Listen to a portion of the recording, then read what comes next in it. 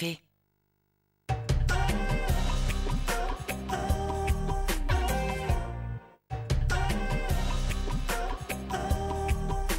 France 2. Le journal de 20h, Laurent Delahousse. Il est 20h, bonsoir à tous. Voici les titres de l'actualité de ce samedi. À la une pour le Brésil.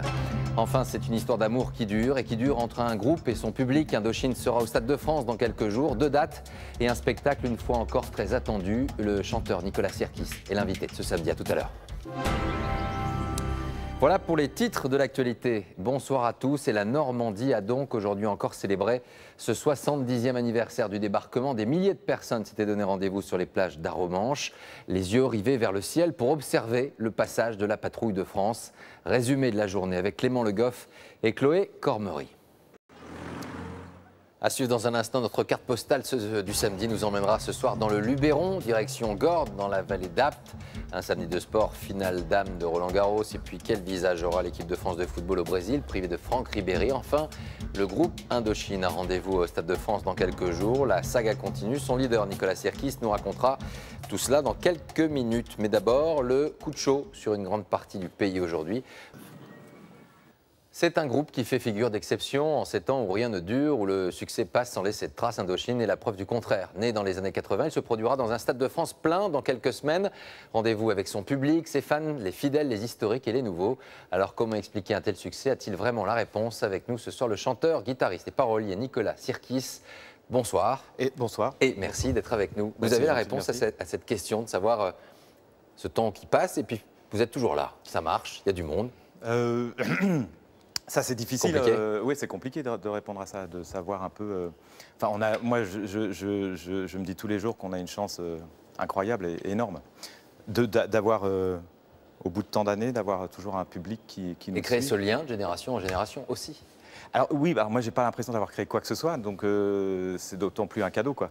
Mais c'est vrai qu'il y a peut-être eu toujours une sorte de respect, de sincérité, de dignité, de pas tricher, etc. C'est peut-être ça aussi qui fait le truc, quoi. Il y a d'autres groupes français de rock qui vous ont bluffé ces dernières années ou pas?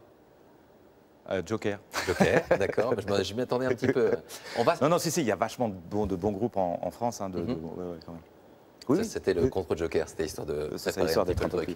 Qu'est-ce qui va se passer au Stade de France? Ça vous avez quoi, une appréhension, une envie absolue? Il y a quoi? C'est entre les deux? En fait, c'est ce qui s'appelle terminer en apothéose. Ouais. On est sur la route depuis 2 ans, sur une tournée incroyable. Et terminer au Stade de France, c'est avoir cette chance, encore une fois, de réunir des gens qui viennent de partout, en nombre. Et surtout, ce qui est incroyable, c'est qu'ils ont pris leur place très longtemps à l'avance. Donc il va se passer, on y travaille depuis quand même 1 an et demi au niveau des trucs, des structures, des choses comme ça. Mais c'est surtout la communion celui de 2010 a tellement été incroyable qu'effectivement l'envie était d'en refaire. Et là on en fait 2, donc c'est un peu plus... On va y revenir dans un instant. Ouais. Avant de vous retrouver, voici quelques éléments d'un portrait. Celui d'un groupe, le vôtre, Indochine, qui se prépare une fois encore donc à étonner, à surprendre son public. Le rendez-vous, c'est donc le Stade de France. C'est Nicolas Le Marinier et Frédéric Faure qui nous racontent tout cela. On se retrouve dans un instant.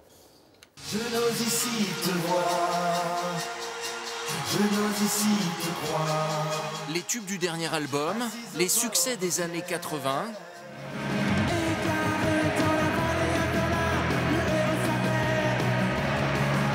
Un concert d'Indochine, c'est une communion avec les fans. En 2010, 80 000 spectateurs au Stade de France. Fin juin, ils seront le double au même endroit. Ça y est, tu les as? Sandrine et Orlane sont fans de mère en fille. Elles seront là. Comme beaucoup, elles ont suivi la tournée et déjà vu le concert plusieurs fois. J'espère qu'on sera au premier rang. C'est comme un bon film. Votre film préféré, vous le regardez pas qu'une fois. Voilà, vous avez envie de le revoir et de le revoir indéfiniment. Un concert d'Indochine, c'est pareil.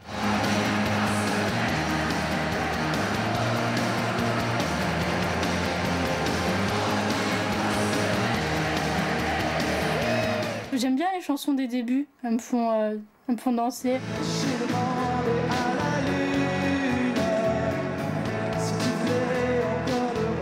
Nicolas Sirkis a su parler à la nouvelle génération, comme l'an dernier quand il dénonçait le harcèlement à l'école dans ce clip qui avait fait polémique.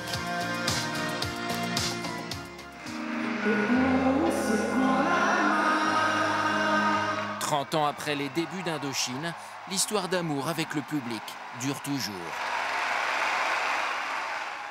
On vient de voir ce clip de Xavier Dolan. Vous aviez eu du nez déjà, puisqu'il était à Cannes cette année, effectivement. Du nez, ouais. Enfin, je trouve que ça, la plus belle réponse que par rapport à la polémique, c'est de savoir l'engouement qu'a suscité son dernier film. Parce que c'est un génie, ce type. Le droit à la différence, c'est toujours un combat pour vous. On a le sentiment que depuis les années 80, quoi, c'est pire aujourd'hui encore? C'est encore plus compliqué? C'est le droit à la différence, c'est plutôt le droit à la tolérance. Enfin, c'est pas le droit, c'est sur la tolérance en général. C'est-à-dire qu'effectivement, oui, je pense que, vous voyez tous les jours, ça devient de plus en plus compliqué. On est dans une société de plus en plus fracturée, un pays qui se fracture de plus en plus. Et le paradoxe, nous, c'est qu'effectivement, on arrive à réunir dans tous nos concerts toutes les phases de la société, c'est multigénérationnel déjà, parce que là, ce que je viens de voir, c'est toujours très troublant pour moi de voir que des parents, alors que toutes mes chansons parlent plutôt des conflits de génération, arrivent à dire à leurs enfants, à leurs jeunes enfants, c'est vachement bien. Et puis il y a une sorte de communion, donc c'est tellement multigénérationnel que ça devient complètement irrationnel. C'est assez fou. Et donc toutes les phases de la société sont rassemblés dans nos concerts, et ce qui donne une émotion forte. Vous dites que l'art et la culture, c'est ce qui vous a sauvé quand vous étiez adolescent? Ah oui. Sauvé de quoi? Sauver des dérives déjà l'ennui, de sauver des dérives de l'adolescence, sauver justement des conflits de génération où on arrive, on débarque à l'adolescence, on découvre un monde qui... je veux dire, certains comédiens... comment dire? Voilà, oui, c'est-à-dire qu'on assiste à la comédie de la vie, et la vie, elle est un peu tragique. Hein, donc on essaie de savoir un peu où on va se situer et qu'est-ce qu'on peut faire. Vous l'abordiez un instant, on vit dans une société aujourd'hui où il y a plein de belles choses en France. Artistiquement, des entreprises exceptionnelles, des créatifs, des créateurs. Et puis, il y a une France qui se replie parfois sur elle-même. Ça se passe même au niveau européen. Ça vous inquiète quand vous voyez l'expression d'un vote populiste, extrémiste? Ce qui m'inquiète, c'est qu'effectivement, on est... Et que ça touche la jeunesse aussi. Oui, mais pas que. Mais on est une génération d'enfants gâtés, je pense, depuis... là, il y a eu un très bel exemple avec tous ces vétérans qui ont débarqué, qui se sont battus. Et nous, je pense que les démocraties s'endorment. Les démocraties s'endorment, et capitaliser sur la misère des gens, ça n'a jamais donné quelque chose ça a toujours donné des guerres, et ça a toujours donné des dictatures. Et les gens qui capitalisent sur la misère des gens... les partis, je veux dire, qui capitalisent sur la misère des gens, c'est pas l'exemple. Alors, nos démocraties... Moi, par exemple, je n'ai pas voté depuis 2007, et j'en suis pas fier. Non. J'en suis pas fier du tout. Mais parce que c'est vrai que l'exemple aussi que donnent les partis politiques n'est pas très glorieux. D'un autre côté... ça peut se régénérer, selon vous? Je pense que ça peut se régénérer. Je suis un optimiste lucide.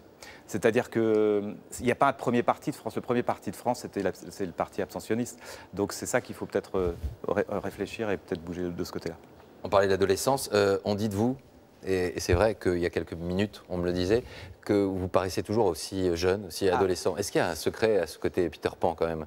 Pas de cigarette? Pas d'alcool? Un petit peu. Non, mais je pense que si je prends soin de moi, c'est prendre soin du public. C'est-à-dire qu'effectivement, je fais attention. C'est-à-dire qu'à un moment donné, on peut vraiment déconner entre 20 et 25. Après, il faut faire attention. Après, il faut se calmer. Ouais. Dans cet album, Black City Parade, il y a des chansons finalement plus personnelles. Il y a Memoria, effectivement. Il y a une chanson qui est adressée, je crois, à votre fille, Théa Sonata. Il y a des chansons donc sur l'amour, sur la séparation, sur...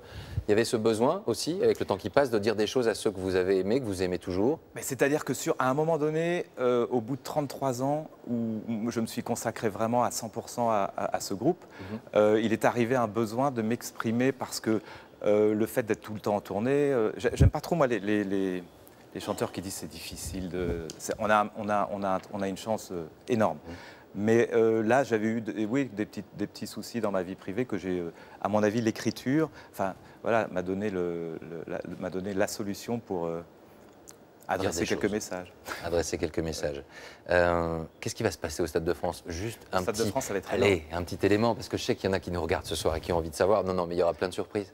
Il y a surtout le fait que ce stade va se passer dans la dignité, parce que, et sans tricher, et dans le respect des gens qui viennent, c'est-à-dire par rapport au prix des places. Et surtout, ça fait quand même 1 an que j'y suis pratiquement toutes les semaines, et tous les gens qui seront placés, c'est énorme ce stade, hein, donc il va y avoir les gens qui seront dans les gradins au fond, les gens qui seront devant, tout le monde sera comment dirais-je, enfin tout le monde verra quelque chose et tout le monde, enfin voilà, on sera très présent. Le 27, le 28, il reste quelques places. Sur 28, ouais. Et vous faites attention en général au prix, ce qui n'est pas toujours le cas de tout le monde. Oui. C'est pas le cas de certains de mes confrères. Ouais. Merci. Ben, merci à vous. En tout cas, ce ne sera pas à vos adieux. Alors c'est marrant ça, parce qu'avant on nous disait qu'on n'allait pas tenir un album, et puis maintenant, au bout de 33 ans, on va nous dire quand est-ce que vous terminez. Mais ça plutôt une bonne non, nouvelle. je préfère pas dire les adieux, non. Ouais. C'est vrai qu'il y a eu des moments, des coups durs, des moments difficiles, des critiques, des choses qui vous ont blessé. Oh non, moi, moi je trouve ça... Ouais. Derrière. Ouais. Merci à vous, Nicolas Sirkis, d'être venu nous voir. Merci On vous retrouvera au Stade de France, Black City Parade, et puis dans un documentaire sur France 2 début juillet. Merci à vous. C'est la fin de ce journal, c'est une bonne chose. Merci à vous de nous avoir suivis. Tout de suite, la météo, Nathalie Riouet, suivi du plus grand cabaret du monde avec Patrick Sébastien et ses invités.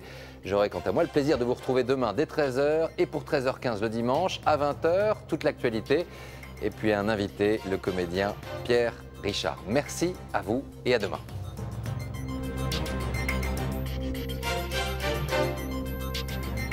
Toute l'info en continu sur le site et l'application France TV Info.